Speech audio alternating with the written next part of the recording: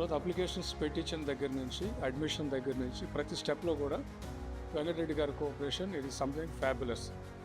ఇది time to time guidance మనకి టోటల్గా కొత్త.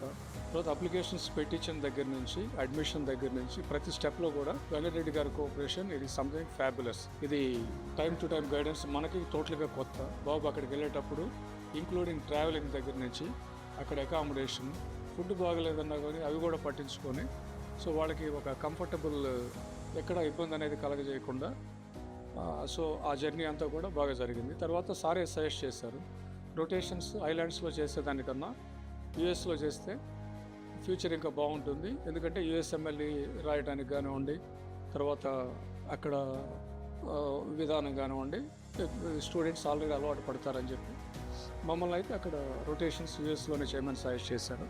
అది కూడా బాగా హెల్ప్ఫుల్ అయింది.